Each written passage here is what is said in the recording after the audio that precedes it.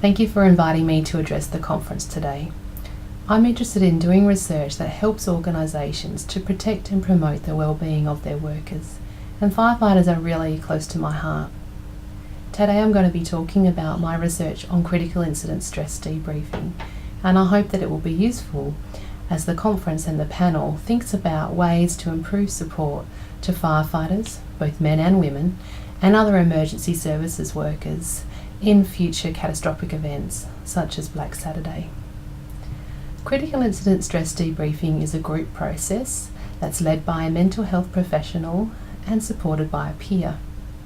A peer is an operational member of the agency who's also trained in psychological first aid and stress management. And the mental health professional and the peer lead the group of firefighters or emergency workers through a process and create a safe space to talk about the event, reactions to it, and education for how to manage those reactions, along with moving forward back into day-to-day life. But the issue of psychological debriefing after trauma is rather contested ground, and this stems back to the Cochrane review published in 2002, which looked at only the most high quality scientific studies. There are 11 studies in that review, 2 of which found that psychological debriefing may be associated with poorer outcomes. And on the basis of that evidence, organisations were cautioned against compulsory debriefing with victims of trauma. Now, based on largely the same body of evidence, the World Health Organization also released its recommendations cautioning against using psychological debriefing. So organisations and emergency agencies faced with these guidelines are removing debriefing as a form of support. Now, a really important thing to understand was that there were no high quality studies of group psychological debriefing that could inform these recommendations and reviews. So this body of evidence came from studies done with primary victims of trauma, people with severe burns who are debriefed while they're in hospital, motor vehicle accident victims, and victims of violent crime and other life-threatening events.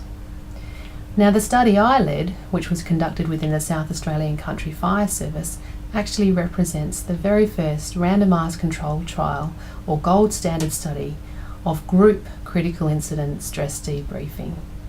So what we did is we got groups of firefighters and we randomly split them into 3 different conditions: the psychological debriefing condition, stress management education session, and another condition which just involved completing the surveys. We call that screening only.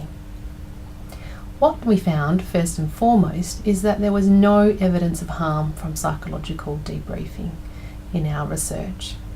But importantly, we also found 2 areas of potential benefit in ratings of overall quality of life and in terms of reduced alcohol consumption following their debriefing relative to the other groups. This finding might be particularly important in a firefighting population which is made up of 90 to 95% men.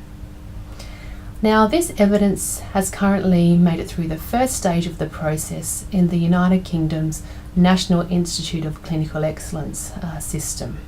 And it's this system that actually informs the World Health Organization guidelines. So it's really positive that this study is being considered as part of the evidence base and could potentially change those guidelines. But it's not the only form of evidence out there. We know, for example, that firefighters and police officers will prefer debriefing to other forms of support. We know they find it valuable when they've gone through the process. And we know there are other studies out there that have found similar effects, although they may not be to the same very high and stringent scientific standards. But taking all of that evidence together, I think there's a good basis for continuing to use critical incident stress debriefing with trained emergency responders in the context for which it was originally designed. So I hope this is food for thought, and I hope it can inform you as you go on to discuss ways to support firefighters and emergency workers who are going out there putting life and limb on the line to support people in the most dire of circumstances. Thank you.